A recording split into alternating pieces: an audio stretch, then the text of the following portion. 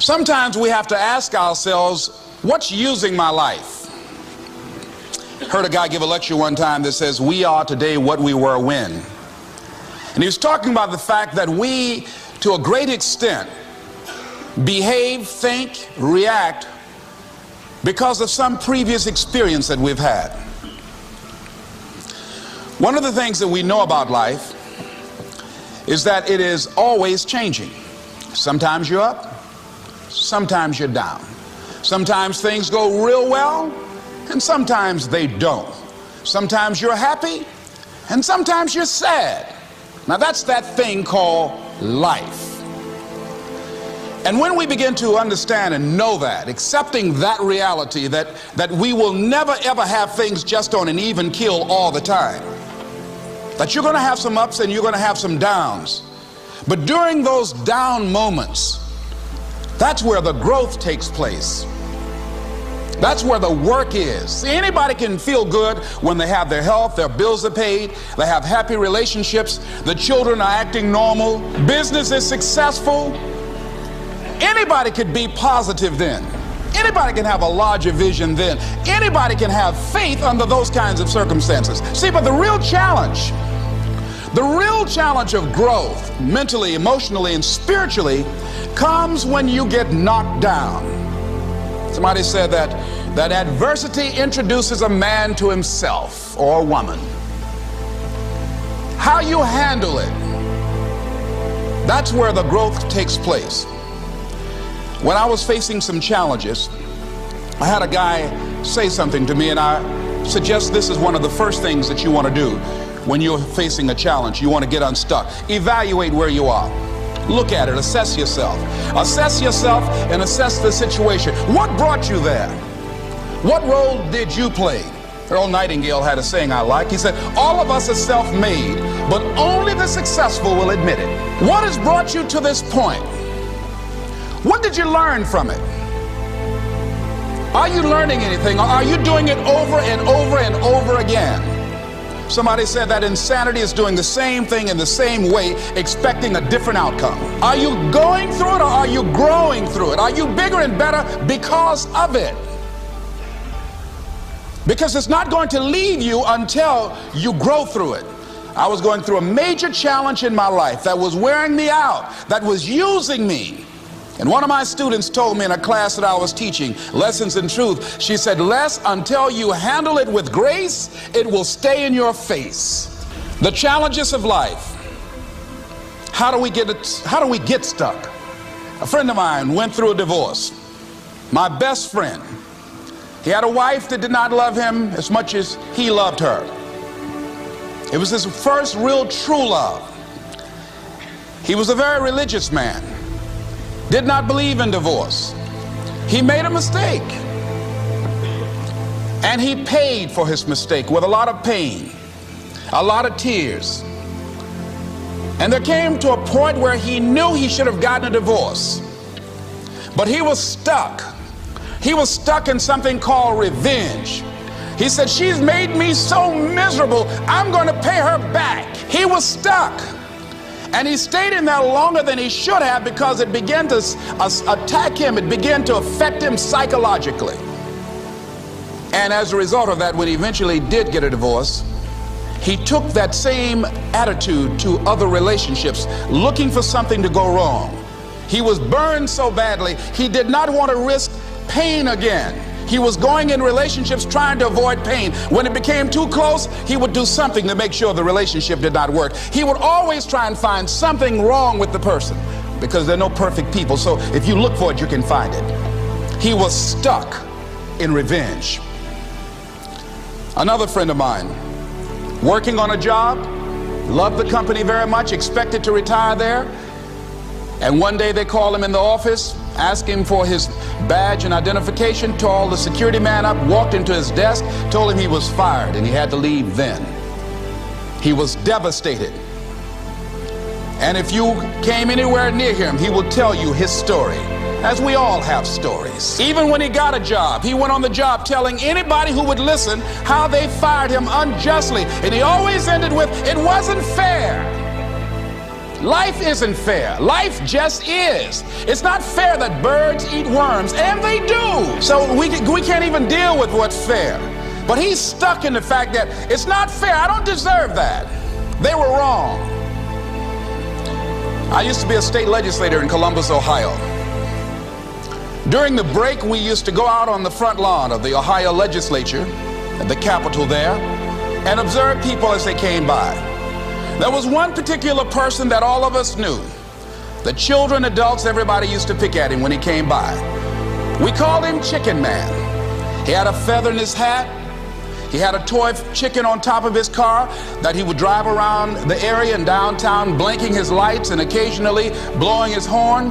When he got out of his car, he would walk downtown with a baby carriage with two little baby dolls in there and a picture of a woman. And when you say something to him or came near him, you would hear him making the sounds of a chicken. All of us used to laugh at Chicken Man. We didn't know Chicken Man's story.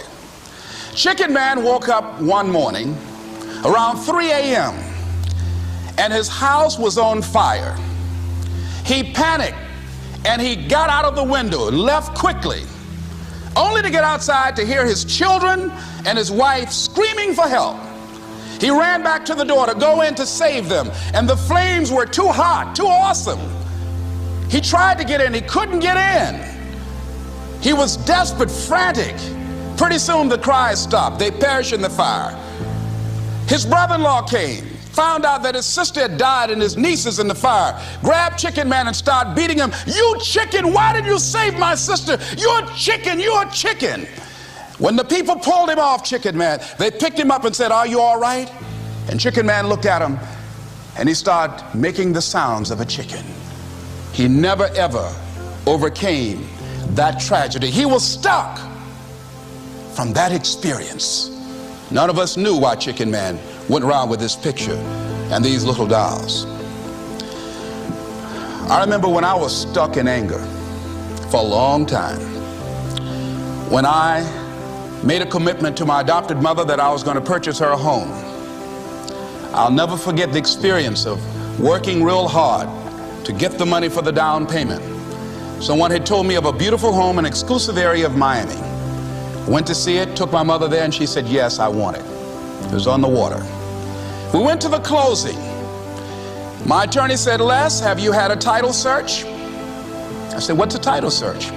"Well, we just take a couple of days to check it out and make sure there are no liens against the property that you might have to pay if you buy this home." The guy who was there selling me the house, he said, "Listen," he said, "the only reason that I'm selling you this house and selling it at a loss is because I admire the fact that you want to purchase this house for your mother. I have another guy who will give me substantially more money, but I like you. And I've got to get back to Philadelphia. Now, if we cannot consummate this deal now, then the deal is off." I said, "There are no liens against the property?" He says, "No, of course not." I looked at my attorney. I said, "I believe him. I'll sign." She said, "Mr. Brown, I'm not questioning his honesty." She said, "But business is business." I signed that contract, and we had a big celebration. Everybody in the neighborhood was talking about Leslie coming home, one of the twins that Mamie adopted, to buy her a home. Child, isn't that nice? God is going to bless him. A few weeks later, I received a letter, a registered letter, indicating that the house was going up for sheriff's sale on the courthouse steps. A man had filed a $12,000 lien against the property because the previous owner owed him that money. And if I did not come up with $12,000 in 30 days, he was going to sell the house to the highest bidder.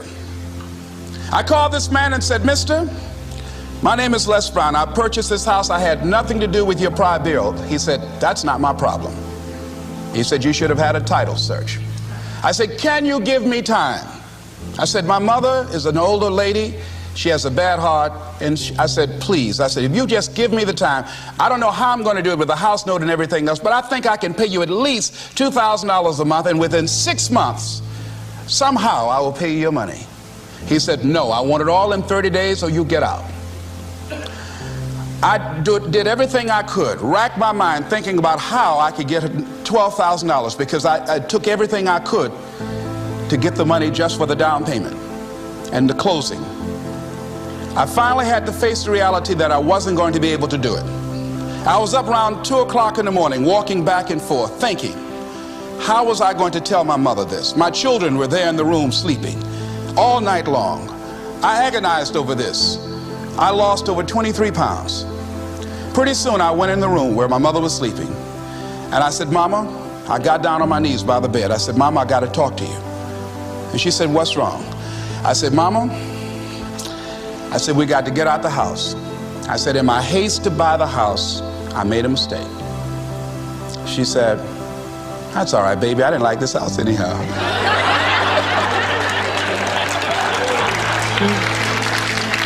I said, Mama, you told me you loved it. I brought our friends out here to see it. She said, you know I have arthritis in my knees, and I don't like going up the steps, but I knew it made you happy. You loved it so much. I said, Mom, I've lost 23 pounds agonizing over this. Well, we had to pack up and go back to the old house down the street from Northwestern High School in Liberty City. All those neighbors who came out and saw us leave, those neighbors were there as we were coming back. We went in the house, the roaches were playing cards, saying, come on in and take a hand. I was wiped out. I was embarrassed and humiliated. Words cannot encompass the symbolism of what I felt. I remember when I was unloading the furniture and I began to cry. My sister came by. You know you didn't have any money to buy no house, Mr. Big Time. Hadn't given me a quarter. You know Mama got a bad heart now, y'all, back where you belong. As I was crying and my head down, taking furniture in, my mama said, hold your head up. I said, Mama, I just feel so bad about this, Mama. She said, hold your head up and dry your tears. You have nothing to be ashamed of. And I did, as we unloaded that furniture in that house. For several weeks, I was numb. I was immobilized with anger. If I had seen that guy, I was thinking about flying to Philadelphia. I had all kind of dreams about him. And I didn't want to hit this guy here. Hitting would have been too good for him. I just wanted to just grab him and just bite him. They'd have found him. They say, well, we found this guy just chewing on him. Beating would have been too good for him. I'd have just bit him every time he... I'd have been like a Doberman Pinscher. Yeah? God would have said, I thought I made everything, but I don't know where this came from. I was reading a book on forgiveness. And they had a line in there that says, forgive and grow. I had to let that luggage go. You see, your mind is you know, when you go into a service station to get gas, you don't go in there and just start pumping. When you push the lever up, it clears the previous bill. By the same token, if you want to begin to move, you've got to clear your mind of all the unnecessary luggage and baggage that's weighing us down.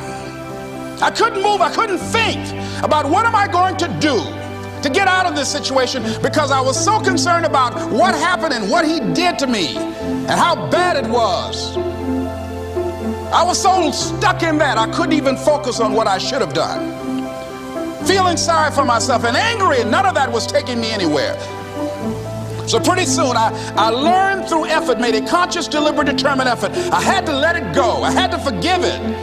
Let it go and begin to focus on developing myself. And I say to you, you're going to have people to do things to you. Things are going to happen to you. And the most important thing to do is to harness your will and let it go and move so you can grow, so you can get on with your life.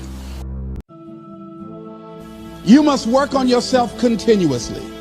Never be satisfied with yourself. Always know that as you invest the effort and time on you, that's the greatest ability that human beings have above animals. See, a dog can't be anything but a dog. Tree can't be anything but a tree. Human being, you've got unlimited potential. You can put effort on you, and by concentrating on you and developing you, you can transform your life wherever you are right now.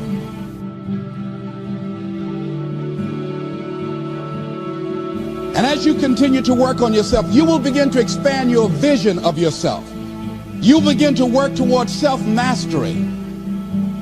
And you will begin to see it reflect itself in all the dimensions of your life, your mental life, your physical life, your social life, in your relationships, your monetary life.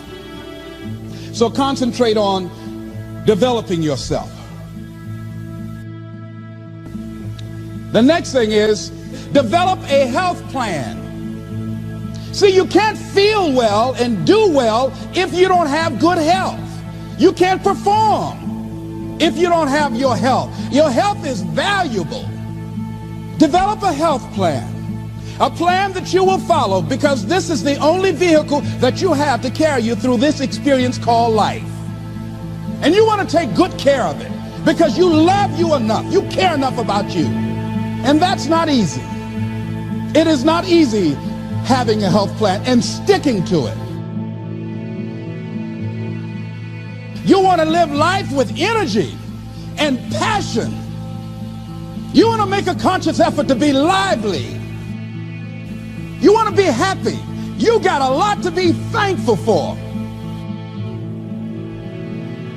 So you've got to learn to stand up to yourself inside yourself and short circuit, override that conversation that's always going on. 85% of what that conversation will tell you is negative. It's negative. It will tell you you're tired when you really are not tired. It will tell you you can't do it. It will fill you with fear. So you've got to watch that conversation. And when you find it going on, you've got to stand up to it and say, I'm going to do this anyhow. I'm afraid, but I'm afraid not to do it. And I'm not going to let you stop me. The biggest challenge that you will have in life is you. There's an old African proverb that says, if there's no enemy within, the enemy outside can do us no harm.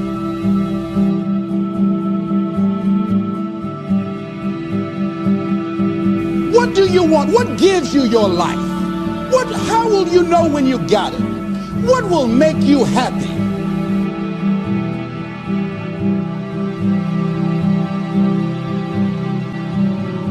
You need to know. You need to start asking yourself some questions. What do I really, really, truly want? And you need to be exact about that. Don't be vague. Oh, I just want to be happy. That's too vague. What will make you happy? How will you know when you got it? In what you've done with your life thus far, is it giving you what you want? Is it giving you what you want? When you look toward the future, when you look at all that's going on out here, is there some place within yourself you say, hey, I know I need to be out there in that arena. I know I can do more than what I've been doing. I know there's some great music that I have within me that I haven't brought out here yet. Is that something that you begin to look at within yourself? So I used to do that, and I used to go to big rallies and see guys up speaking when I wasn't courageous enough to go out there and say, hey, my name is Les Brown, the motivator, Mamie Brown's boy, I want to talk. I would never do that. I'd just be back there looking at them and wanting to get their autograph and would say, can I meet you, Mr. Wiggly, or can I meet Mr. Zig Ziglar? Please tell him, who are you? Oh, Les Brown. Because I felt within myself I was a nobody. So who am I to go talk to these guys and go get their autographs? Say, I like to do what you do.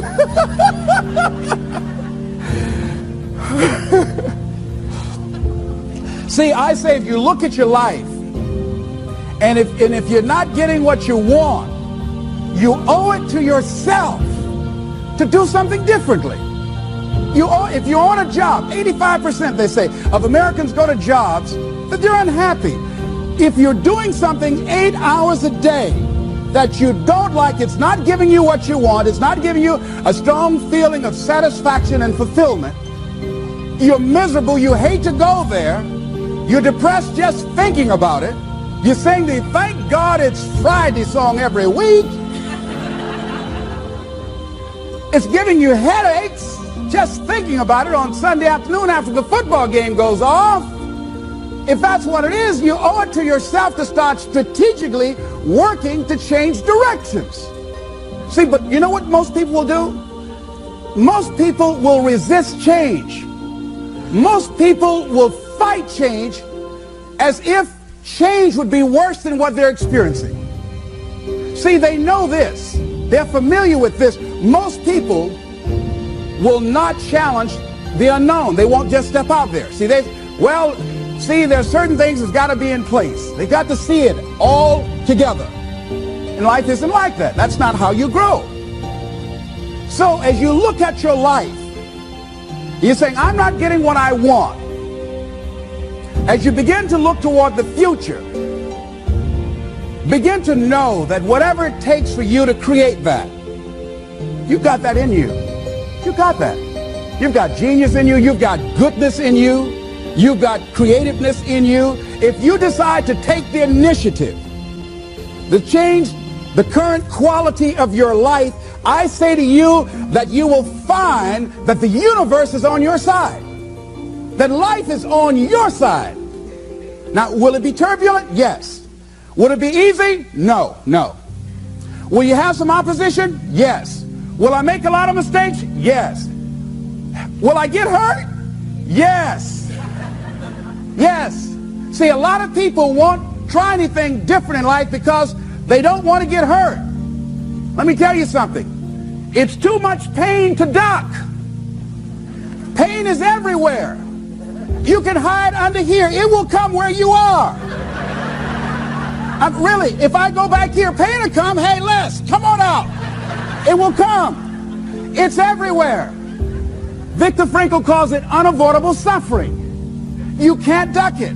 But most people spend their life not wanting to deal with the pain of rejection, the pain of defeat, the pain of being disappointed, the pain of losing, the pain of failure, the pain of being criticized, the pain of not being liked, the pain. That's called life. Life is full of pain. It's everywhere. But guess what? There's no gain without pain. Now, if you're going to hurt anyhow,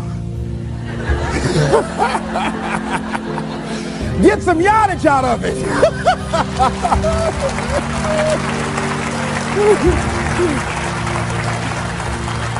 Because it's the pain of regret that you experience.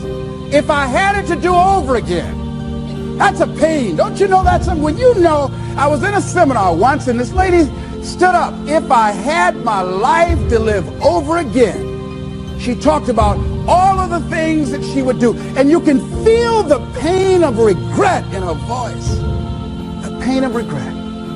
She still experienced pain. She was trying not to experience the pain of defeat, the pain of disappointment, the pain of loss, the pain of lack of support. And she still experienced pain. It was right there. We can't get around it. Most people are governed by their habits, their fears, and the opinions of others. A lot of people never try anything differently because they have been convinced by people in their lives that they value that they can't do it.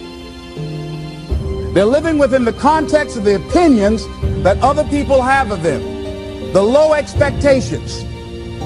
Many people doubt themselves because when they thought about doing something at some critical point in their lives, somebody they respected and honored, somebody they believed in, somebody that they loved, someone they trusted said, you can't do that.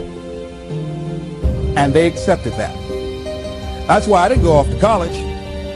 I had an instructor that I believed who said, you're not college material, Mr. Brown. You're not as smart as your brother Wesley or your sister Margaret Ann. You're not college material. Why don't you try and get you a job at the post office? Try and do something with your hand, or go down to the Miami City Sanitation Department and see can you get a job there. Or why don't you try and go into the Army? I took that test, Mr. Tellers, already. What happened? I failed. I told you. Anybody fail the Army test, you're really in trouble. So I went down to the sanitation department to try and get a job because that's what I believed was possible for me. As you look at your life, ask yourself the question, what would your life be like? What would your life look like if you decided not to care what people thought of you? What would your life be like if you decided to give up some of your fears? What would your life be like if you decided to become courageous? What would your life be like? If you decided to act on your dream, if you did what you felt in your heart. You know what courageous means? Tom Rusk and Randy Reed said. They said that courage comes from a French word which means of the heart. How does it feel to you? He says it's courage, you know, it takes courage to live. He says most people go through life not allowing themselves to step out because they don't want to let go. They don't want to be blown around. They don't want to be moved. The courage to face life's whirling wind of contradictions. The courage to love yourself. The courage to love. For years, I was afraid to love. The courage to take a chance. The courage to be who you are. He says courage isn't for somebody else, for medals, applause, or moral debts. Courage is what at that moment feels most right for you. Not just situational ethics, but what feels right in your heart. The word of the heart. What feels right in your heart. One great philosopher says, cowards die many times before their deaths. The valiant never taste of death but once. What does that mean? That valiant people aren't afraid? No, no, no. It means that they experience that fear and they move forward. They move forward anyhow. Many people are dead now. Many people are allowing their dreams to die. Many people are allowing their ideas to lie dormant and collect dust. Many people have all this talent and ability that they are allowing to be buried inside of them, that they will take with them to their graves because they didn't have the courage to be who they are. And I say, as you begin to look toward the future and manifesting your greatness, it's going to take everything in you, that your life deserves the concentrated effort to begin to look at how is it that I can express more of me? How is it that I can bring my ideas out here now? How is it? And start living with a sense of urgency, because you're here today, you're gone today. Life is unpredictable. It's uncertain. There are no guarantees. No guarantees out here at all. So holding back, what are you waiting on? Ask yourself, what's the benefit of your waiting? What's the benefit of your not living your dream? What's the benefit of not listening to yourself? Oh, please, listen to yourself. You know the feelings. If you start listening to the feelings in your heart, and I'm doing it now more every day, I find that my feelings, I can trust them. And I say to you that as you look toward the future, you look at life on a daily basis, if there's something that you have been given, if you've heard something within yourself that you know that what you're doing now doesn't fit for you, it doesn't work for you, it's not giving you what you want, and there's something else that you want to do, don't allow that inner doubt in you to talk you out of it, to build a case on why you can't have it, to tell you why you're not good enough. You ignore that inner voice and all of the external voices. Don't judge the possibilities for what you can do based upon the circumstances, because the circumstances won't determine who you are. Don't determine what you're able to do based upon your resources. Don't determine what's possible for you based upon where your life is right now. Where your life is right now is not you. That's just what it is right now. But the possibilities for you are unlimited. If you're in a rebuilding process, it's unlimited. If you're coming back from adversity and devastation, it's unlimited of what you can do. That's the capacity of human beings. It doesn't matter how many mistakes you've made. It doesn't matter how many flops you've had. It doesn't matter how much money you've lost. In fact, I see it only as an investment of what you learn from life. Not losses, but investments of what's possible for you. And I say to you that once you start listening to yourself, and as you begin to act on your dream, as you start just trying to find your way, doing what you can with what you have, you will start seeing things opening up for you. You'll start attracting people. You say, where'd they come from? Things will start coming together, clicking for you. You say, whoa. You start brainstorming. Ideas will come out of nowhere as you focus on it. The key to it is to begin to focus on what it is you want to do. Why, Les? Why is that important? Because as you focus on that which you want to do, that which we focus on, that which we give our energy to, it will begin to multiply. It will begin to expand. It will begin to develop your consciousness. And out of that comes your greatness. Out of that comes a commitment. Out of that comes a passion for life. Out of that comes a special power that you have in you that you haven't even called on yet. See, the powers that we have will never reveal themselves if we don't challenge them, if we don't put ourselves in a position where we have to use them.